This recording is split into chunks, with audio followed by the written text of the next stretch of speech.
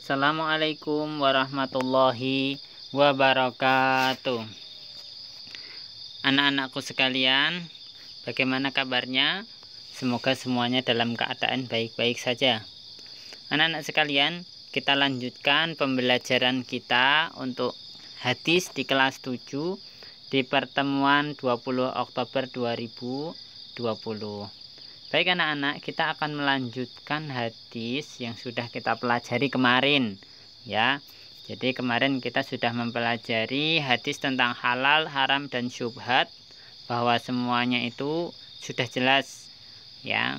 Jadi haram itu jelas, halal itu jelas, dan yang syubhat itu diantara keduanya.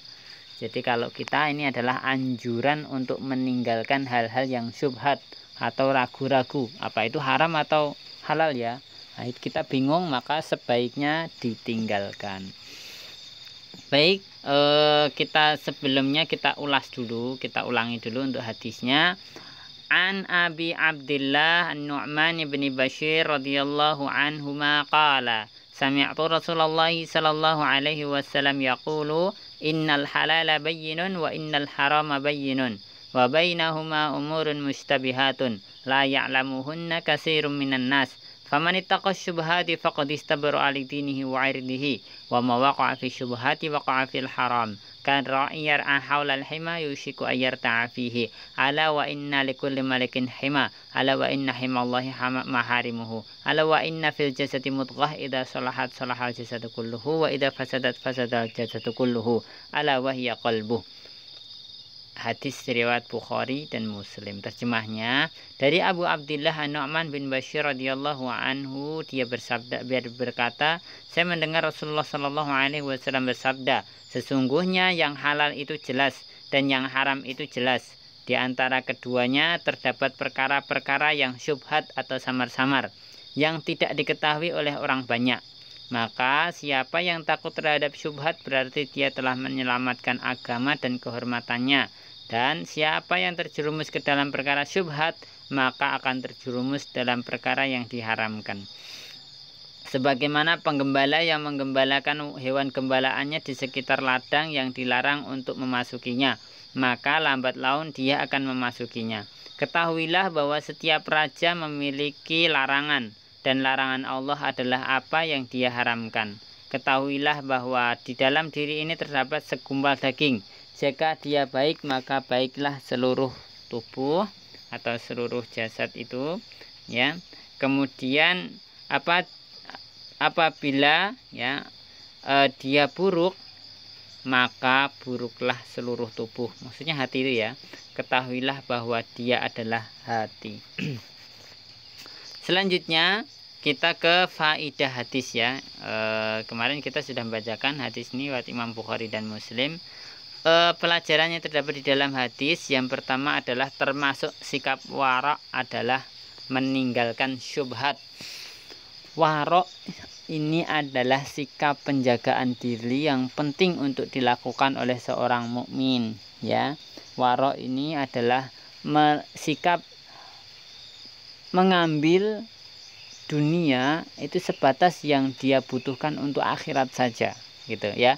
Jadi wara' itu dia menganggap memang dunia ini adalah hanya, istilah kita adalah mampir ngombe gitu ya anak-anak sekalian. Jadi kita di dunia ini hanya sementara.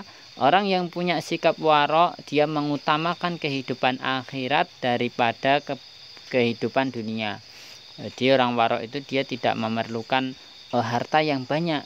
Dia hanya butuh yang dia misalnya dia tidak terlalu membutuhkan makanan yang bermacam-macam buah, bermacam-macam lauk dan sebagainya. Yang penting bisa makan, untuk menegakkan punggung, bisa sholat.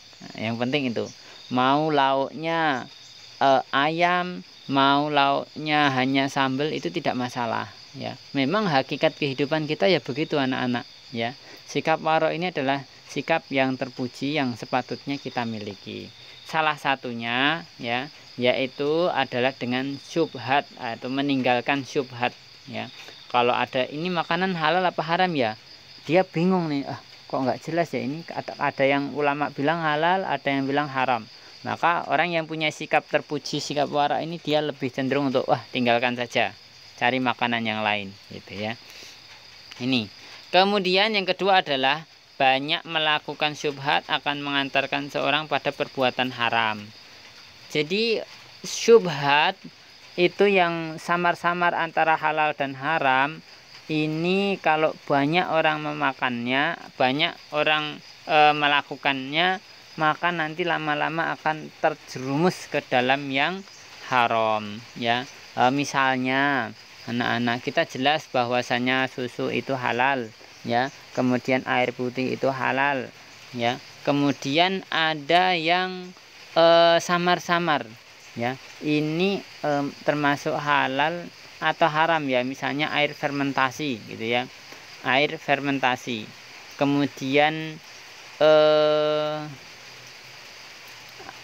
air yang cenderung agak sedikit memabukkan, atau misalnya maaf ya, ini rokok gitu ya, minimal rokok itu, minimal para ulama mengatakan itu adalah syubhat gitu ya.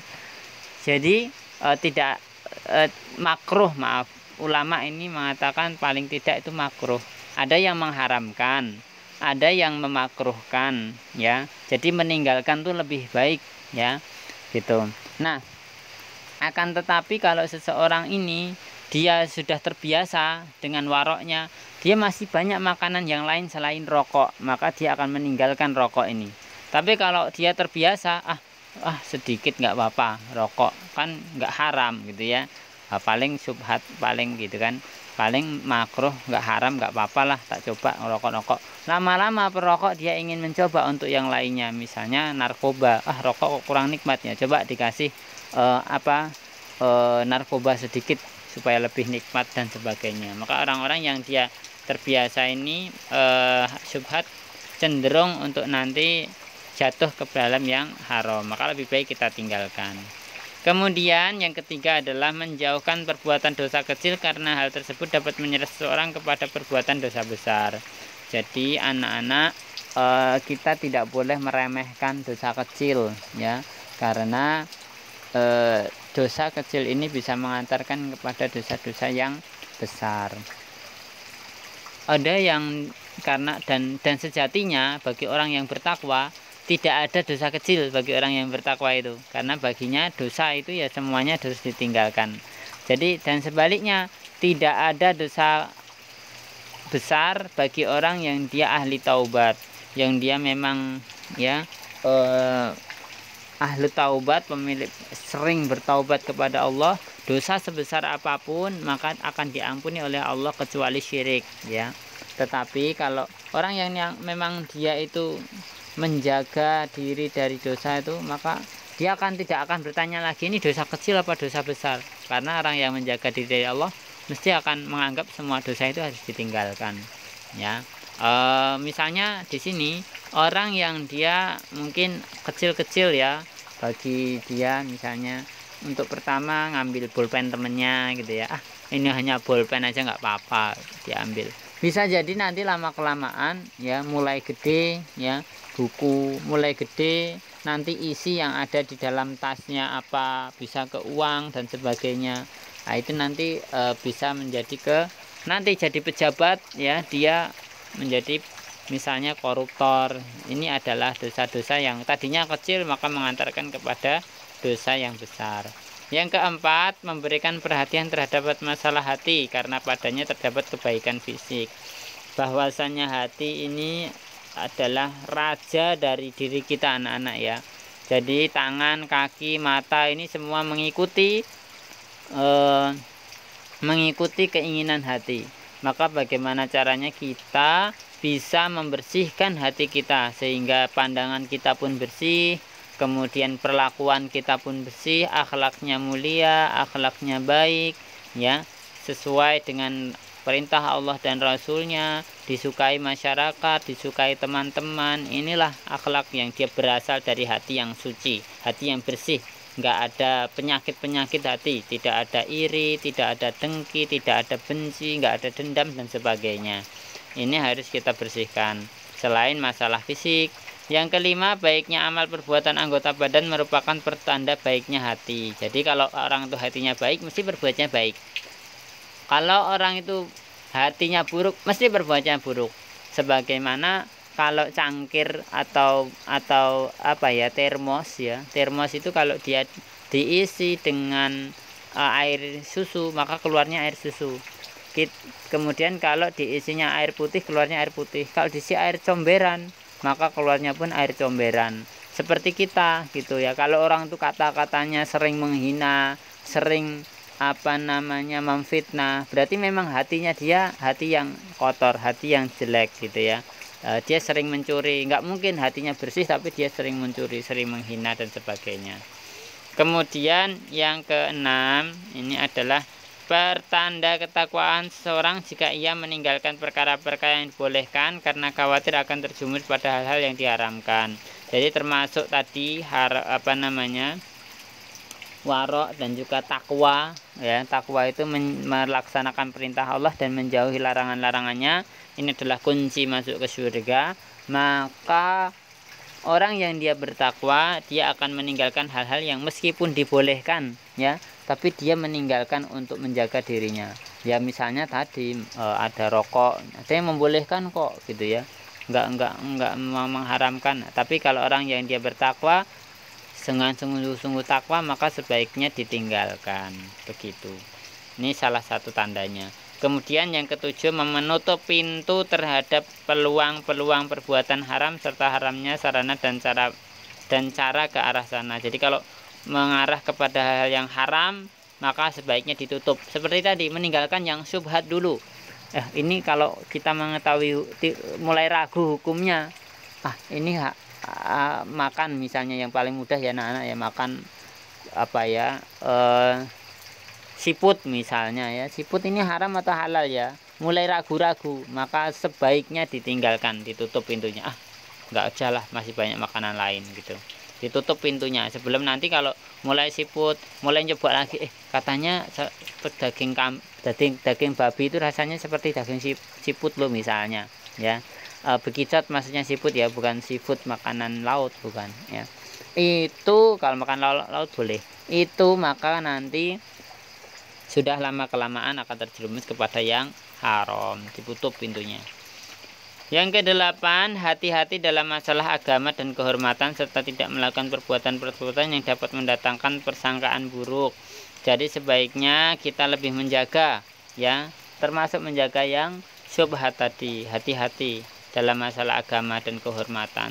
Jadi jangan sampai kita kemudian terjerumus ke dalam hal-hal yang syubhat, kemudian lama-lama ke dalam yang haram. Yang ke-10 atau yang terakhir adalah halal dan haram itu sudah jelas ya.